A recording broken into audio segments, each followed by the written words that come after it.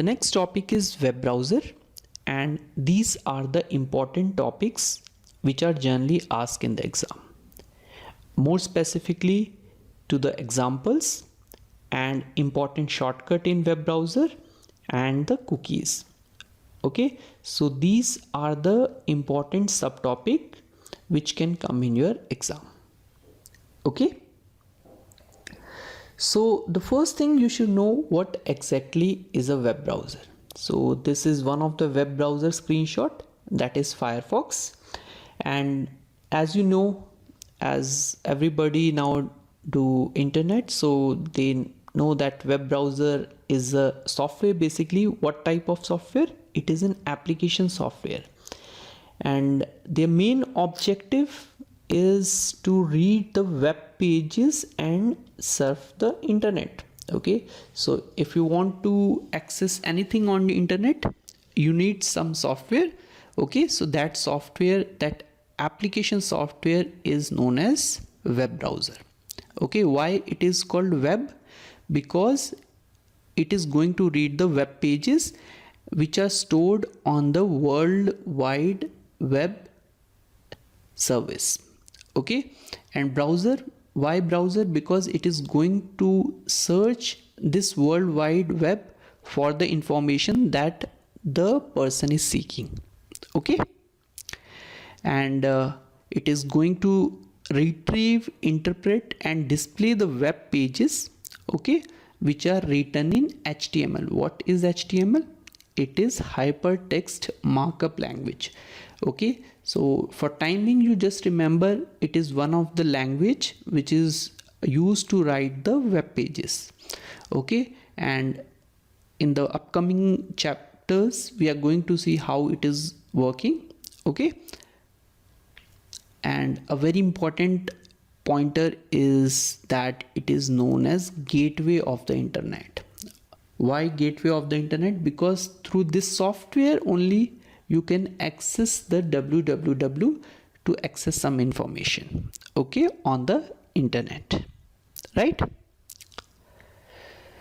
And a very important one from the exam perspective is the example of the web browser. And as you can see, it is asked in all the exams starting from banking to RRB to SSC to NTPC.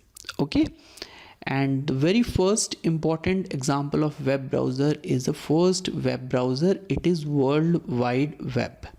Okay, and later it is renamed as Nexus. Okay, so in exam, if Nexus is there, your answer should be Nexus. If it is World Wide Web, it is World Wide Web is the first web browser. Okay, and it is made by the person who had invented www, that is Tim Berners-Lee. Okay, so the first web browser is World Wide Web. The next one is popular graphical web browser. This is a CUI, character user interface, but this particular web browser is the graphical one. So the first popular graphic web browser is Mosaic. Okay, Mosaic, just remember this name. And the next one is the first commercial web browser. Okay, so coming to the commercial, once it get commercialized, the first one is the Netscape Navigator. Okay, Netscape Navigator is the first commercial web browser.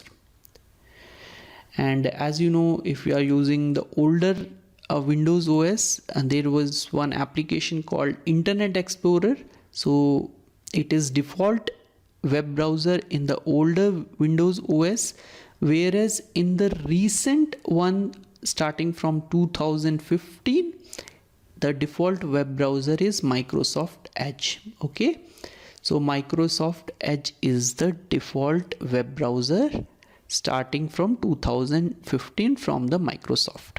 Okay, and Safari is a web browser for the Apple system, which uses the Mac OS operating system. Okay, Chrome, as you know, Chrome web browser is developed by the Google, and it is primarily targeted for the Android devices. Okay, so in Android devices, default browser you will find as a Chrome. And a very important one is the Firefox Mozilla, which I'm also using. It is a open source version of the first commercial web browser, that is Netscape Navigator.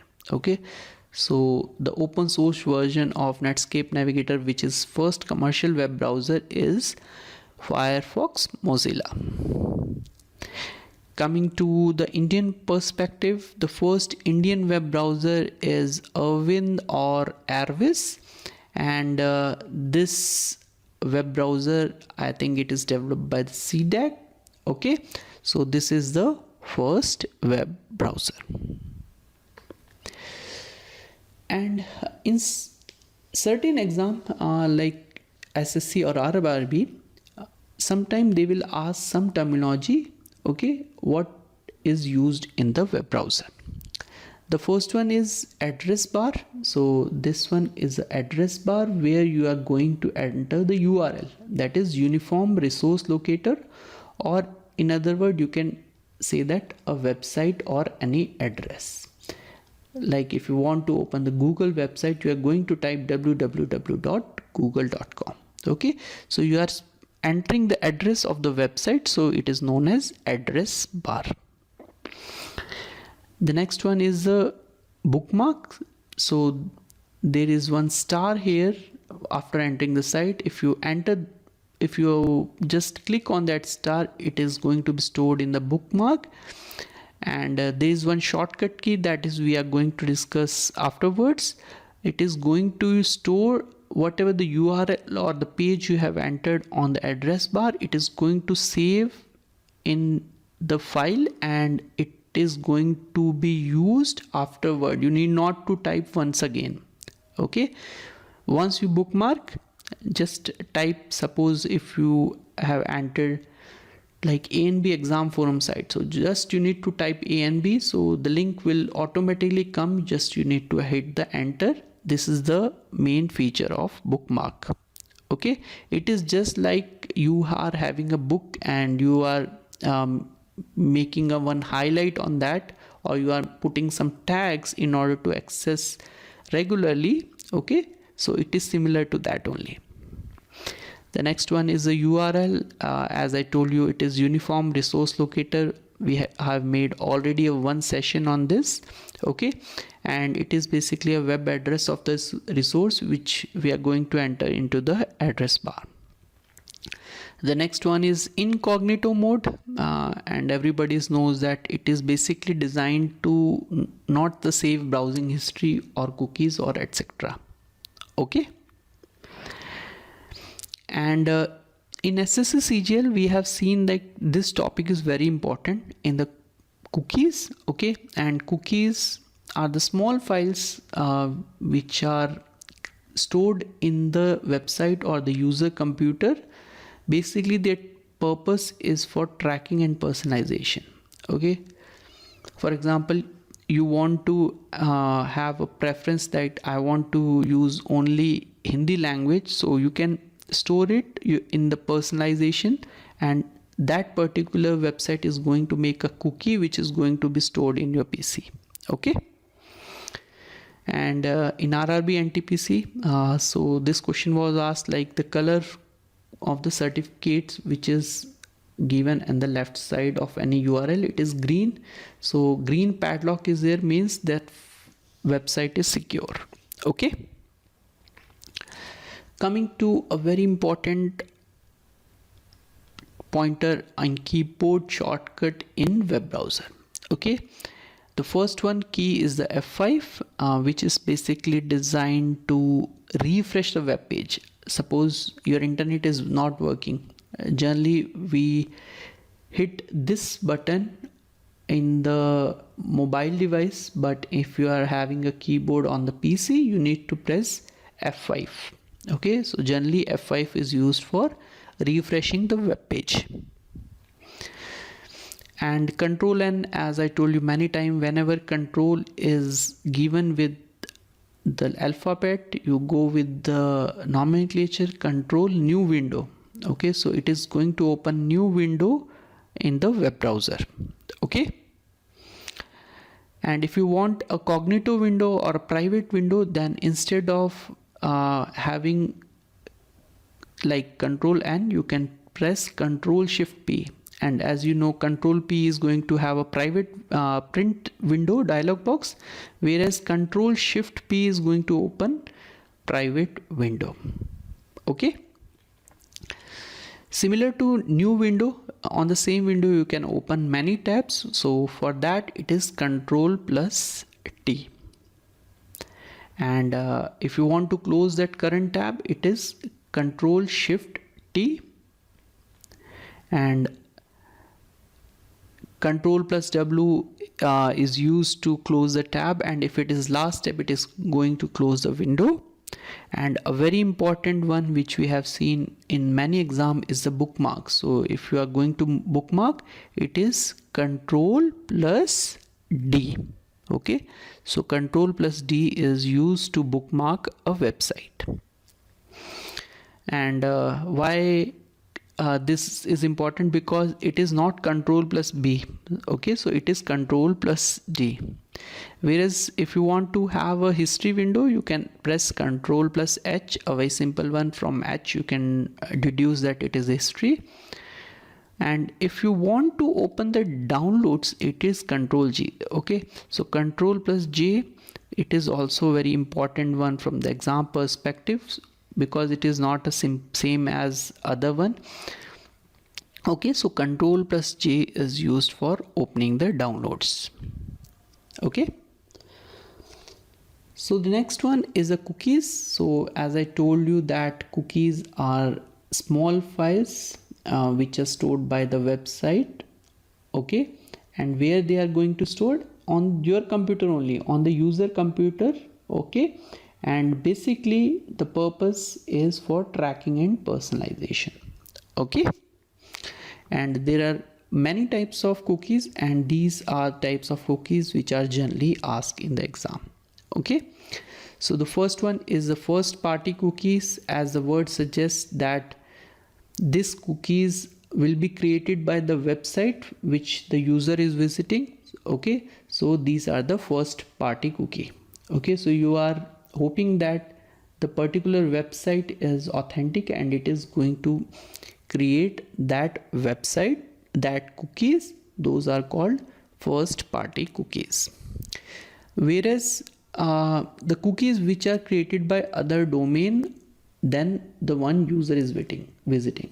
Okay, so if you are visiting on some site, okay, but the cookies which are stored by some other domain at it is utilizing or making some changes, it are third party cookies, and these are oftenly used for advertisement. Okay, suppose third party cookie of any website want to track a location based cookie. Okay, so based on the location he is going to advertise for that particular region. Okay, next one is a zombie cookie. As the word suggests, zombie are generally the softwares or the files which doesn't have any parents, so these are automatically created after deletion. Okay, so even those cookies you have cleared, still it can recreate after deletion, and the main purpose is for tracking user. Okay, so these are very dangerous cookie. Okay, so zombie cookie automatically recreate after deletion. The next one is session cookie, and the word itself suggests that it is going to store until that session is on. Okay, once that session is closed, this cookie will be deleted. For example, you are storing some items in the carts, okay, in any e-commerce application. So once that session is closed, your item will be deleted. Okay, then persistent cookies. Persistence, as the word itself suggests, say that it is going to stay in your PC unless and until user deletes them. Okay, and it is oftenly used for remembering login and language preference. Okay, so you have seen, like, if you are storing some password of any website, it is going to be stored in some cookies which is generally encrypted by the PC or by the website. Okay, the next one is the protocol which are used in the web browser. Okay, for web browsing, these are the two protocols. All these are application layer protocol, that is hypertext transfer protocol, hypertext transfer protocol of which is a secure version. Okay, for email, in the email chapter we have seen these three protocols are used. Okay, simple mail transfer protocol, instant message access protocol, post office protocol version 3. Okay, so these are also protocols which are used in the web browser because he is going to access this email service. And FTP for any downloading, this file transfer protocol is required. So protocol is implemented in the web browser to access any files. Coming to the next one, which are asked in the exam, it is for your basic knowledge that there are many parts. I am going to do quickly because it is theory one. Okay, so there are many parts of the web browser, starting from the user interface, browser engine, rendering engine, networking layer, data storage, and graphic layers. Okay, and the most important one is the rendering engine, where whatever the HTML or the web page you have searched, it is going to display on the web page how it is to be interpreted. Okay, the next one is how web browser works. Okay, so the first one is that user is going to enter the input, basically a uniform resource locator or in the address bar, and or it can be from certain links. Okay, so if you have a link, you can directly jump to the website. After that, what happen, the browser, it is basically a software, it will contact DNS server. What is DNS? Domain name system. Okay, and it is going to convert the domain name into an IP address. This is the purpose of DNS, right? So whatever the email address you have typed, like www.com, it is going to convert into an IP address.